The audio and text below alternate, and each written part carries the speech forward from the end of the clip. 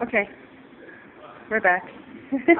So, yeah, some of the things I've seen these kids go through is haunting. Sometimes it's so intense that I actually have to self-care myself when I get home because these kids are suffering with such wounds and demons and childhoods that are pretty tragic. Kids commit suicide, kids cut themselves, kids end up in the psych ward because they, use too much drugs. Kids end up taking kids for rape kits or sexual assault. A lot of them are sexually exploited because that's how they pay for food and that's how they pay for their drugs. And as much tragedy as there is, there's also a lot of hope. I've seen so many kids come out of this place and end up turning their lives around.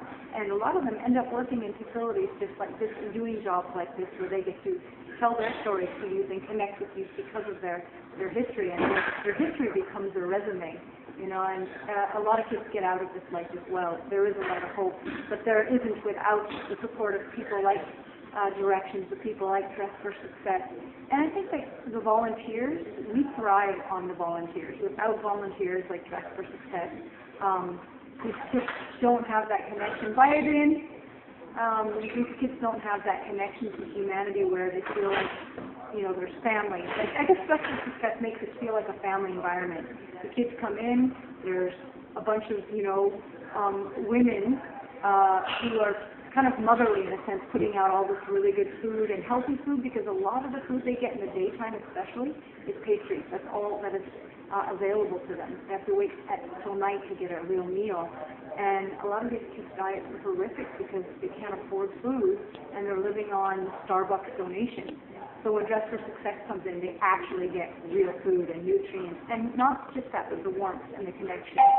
And we survive on volunteer time, volunteer hours, and the kindness of people partners like Dress for Success. Give me a second. Hi, what's up?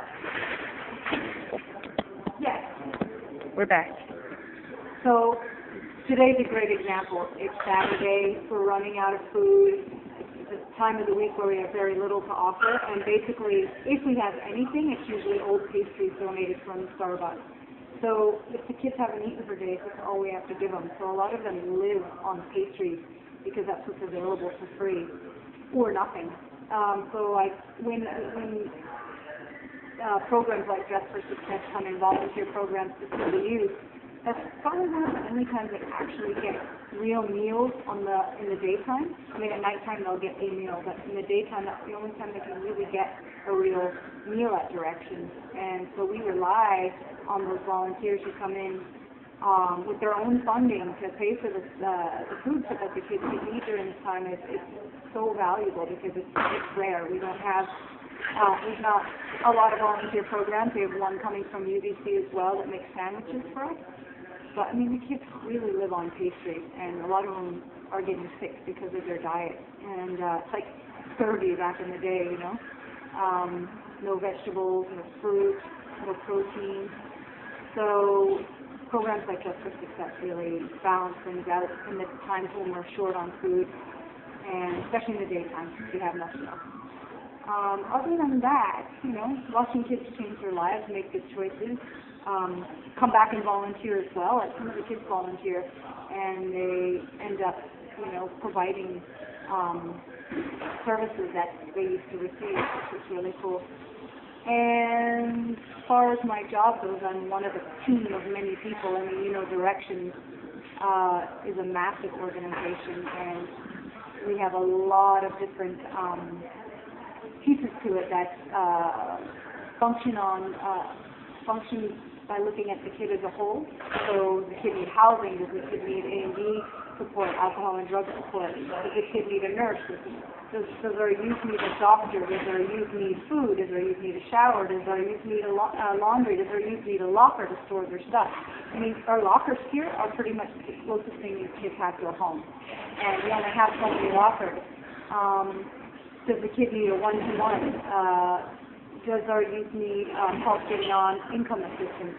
Does our youth need help getting back to where they came from? These are the kind of services we provide right here in Directions. Do they need to get to a hospital? Do they need clothing? Kids come in, they have no shoes. Kids come in and their clothes have been stolen. They come in, they have nothing. They're on toothbrush, toothpaste. They come in for like the very basic sometimes. Sometimes they come in psychotic episodes, and we have to every now and then call 911 if it's really severe. Usually we try to deal with it without that, but if they're harm to themselves or to anybody else, then we have to do that.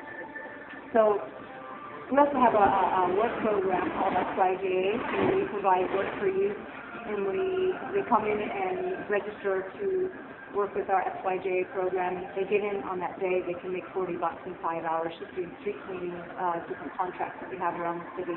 So pretty much everything that they could need is here. Housing support, a lot of help with getting housing. I mean, our main goal is to take a kid in crises and to guide them to all the resources, connect them and network them to places to get them off the street, housing, deal with their health issues, or repack to where they came from. Those are our main goals, and when we reach those goals, it's always very satisfying.